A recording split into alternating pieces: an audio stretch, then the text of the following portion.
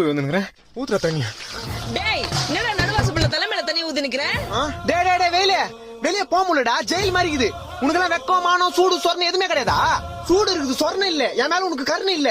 April May ஆனா எம மாதிரி வந்துடுற. உன்னால மண்டை காயுது, மூஞ்சி தீயுது, அங்கங்க கருப்பாய் உடம்பு ஃபுல்லா நெருப்பு மாதிரி இருந்துச்சு, வெறுப்பாவது மேல. நீ மட்டும் கொஞ்சம் கிட்ட வந்தா தண்ணி ஊத்தி அனுப்பிச்சிருண்டா. டேய் சூரிய பகவான் அப்படிலாம் திட்டக்கூடாது. சூரிய பகவானா? வெயிலாமா அது?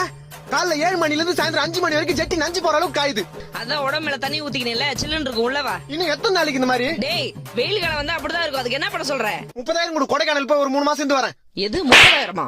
பாத்தியம்மா, வெளியே போனா வெயில் அடிக்குது, வீட்டுக்கு வந்தா நீ அடிக்கிற. இந்த வெயில்னால எனக்கு எவ்வளவு வேதனை பாத்தியா? ஏ வெயிலே, உன் வெப்பநிலையை காமிச்சல, என்ன வெறுப்பேத்தில. என் அம்மா கிட்டே என்ன அடி வாங்க வச்சல.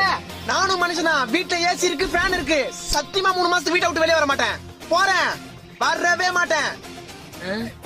வீட்டுல கரண்ட் இல்லடா டேய்.